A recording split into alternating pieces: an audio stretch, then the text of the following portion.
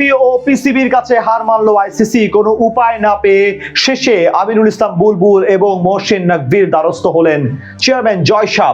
বাংলাদেশ ও পাকিস্তানের কারণে দিশেহারা হয়ে আর কোনো উপায় খুঁজে পাচ্ছে না ক্রিকেটের সর্বোচ্চ নিয়ন্ত্রক সংস্থা, যার কারণে মেনে নিল এমন পরাজয়। বিসিবি ও পিসিবির কাছে আইসিসির এমন পরাজয় নিয়ে বিস্তারিত এই রিপোর্টে। আইসিসি, পিসিবি এবং বিসিবি এই তিন সংগঠনের দীর্ঘ এক মাসের নাটকীয়তা আর লড়াই দেখতে ব্যস্ত ছিল গোটা ক্রিকেট বিশ্ব। অবশেষে সবকিছুকে পাশ কাটিয়ে মাঠে গড়ায় 2026 টি-20 বিশ্বকাপ, কিন্তু মাঠের বাইরের উত্তাপ যেন এখনো বিদ্যমান। বাংলাদেশ এবং পাকিস্তান ক্রিকেট বোর্ড মিলে যেই ফাঁদ পেতেছিল জয়সার জন্য, সেখানে পা দিয়ে এবার বড় বিপাকে পড়েছে আইসিসি। এমনকি সেই জের ধরে অবশেষে তাদের কাছে হার মেনে নিল ইন্টারন্যাশনাল ক্রিকেট কাউন্সিল। এক মুস্তাফিজুর রহমান ইস্যু নিয়ে গোটা বিশ্ব ক্রিকেট রীতিমতো ভড়কে যায়। তাকে আইপিএল থেকে বিতর্কিতভাবে বাদ দেওয়ার পর বিশ্বকাপ নিয়ে বেঁকে বসে বাংলাদেশ ক্রিকেট বোর্ড। ভারতের মাটিতে গিয়ে টুর্নামেন্ট খেলতে অস্বীকৃতি জানায় আমিনুল ইসলাম বুলবুল। সেই জের ধরে শেষে টুর্নামেন্ট বয়কট করার ডিসিশন নেয় বাংলাদেশ দল। এদিকে বিসিবির পাশে দাঁড়িয়ে বিশ্বকাপে ভারত পাকিস্তানের মতো গুরুত্বপূর্ণ ম্যাচ বাতিল করে পাকিস্তান ক্রিকেট বোর্ড। এর ফলে বিশ্বকাপের সূচি ও আয়োজন নিয়ে নতুন করে অনিশ্চয়তা তৈরি হয়েছে।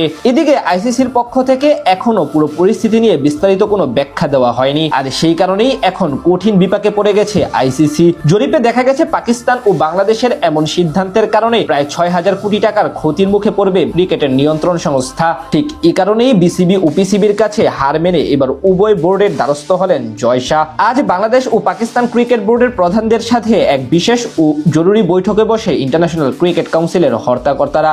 বিসিবি ও পিসিবি প্রধানকে রাজি করাতে চায় বিশ্বকাপে পাকিস্তান যাতে ভারতের সাথে ম্যাচ খেলার সিদ্ধান্ত নেয়। সে কারণে এই সভা হতে পারে বলে ধারণা করছেন ক্রিকেট বিশ্লেষকরা। টুর্নামেন্টে এই ম্যাচটি না খেললে শুধু আইসিসি নয়, ভারত এবং শ্রীলঙ্কা ক্রিকেট বোর্ডেরও বড় অঙ্কের লোকসান গুনতে হবে। শুধু তাই না, বিশ্বকাপ ঘিরে যে উত্তাপ থাকার কথা তার মাঝেও বিরাট ভাটা পড়েছে। ঠিক এই কারণেই নিজেদের ভুল এখন বুঝতে পেরেছে আইসিসি, কারণ বাংলাদেশকে বিশ্বকাপ থেকে বাদ দেওয়ার কারণেই এমন বিপদে পড়তে হয়েছে তাদের।